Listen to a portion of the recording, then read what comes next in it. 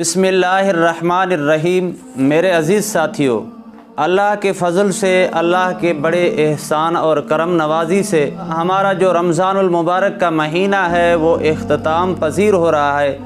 آج 29 رمضان المبارک کا دن ہے۔ اللہ تبارک و تعالیٰ سے دعا ہے کہ اللہ تبارک و تعالیٰ ہمارے اعمال کو قبول فرمائے، ہمارے روزوں کو، ہمارے تراویح اور ذکر اور اذکار کو قبول فرمائے۔ ہم کمزور ہیں، ہم سے کچھ نہ ہو سکا، جو ہوا اللہ تبارک و تعالیٰ قبول فرمائے۔ میرے عزیز دوستو، رمضان کے ختم ہونے پر جو رات آتی ہے جس کو ہم عید الفطر کی رات کہتے ہیں، یہ بڑی بابرکت رات ہے۔ اس رات کو اللہ تبارک و تعالیٰ اس بندوں کو انعام عطا فرماتے ہیں جنہوں نے رمضان میں مشقتیں اٹھائیں، جنہوں نے رمضان میں تمام تکلیفوں کے باوجود اللہ کے حکم کو نہیں ٹالا، دن کو روزہ رکھا اور رات کو تراویح پڑھی، تو اللہ تبارک و تعالیٰ اس رات کو ان مومنین کو اجر دیتے ہیں، ان مومنین کو صلہ عطا فرماتے ہیں جنہوں نے رمضان المبارک کے برکت والے مہینے میں اللہ کی عبادت کی۔ تو اس رات کو لیلۃ الجائزہ کہا گیا ہے، یعنی انعام والی رات ہے، جو اللہ تبارک و تعالیٰ اپنے بندوں کو اس رات میں انعام عطا فرماتے ہیں۔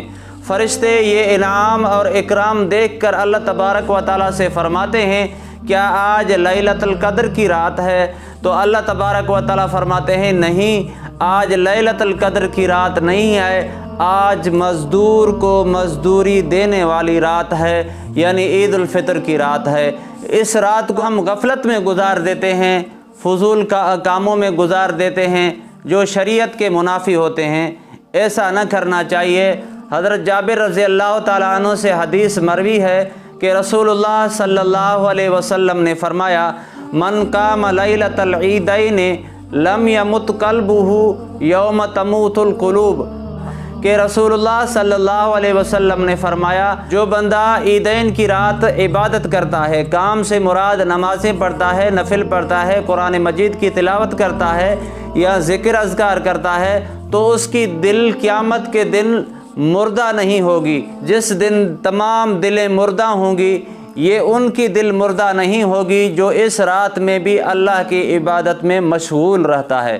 کتنی بڑی سعادت والی، برکت والی یہ رات ہے۔ اس رات کو ہم غفلت میں نہ گزاریں، اللہ کے ذکر میں گزاریں۔ اگر ہم اللہ کا ذکر نہ کر سکتے ہیں تو اس رات میں گناہ نہ کریں، گناہ والا کام نہ کریں۔ ہم توبہ استغفار نہیں کر سکتے تو ہم فضول اور واہیات کاموں سے اجتناب کریں۔ عید کا مطلب ہے گناہوں کی معافی مل جانا۔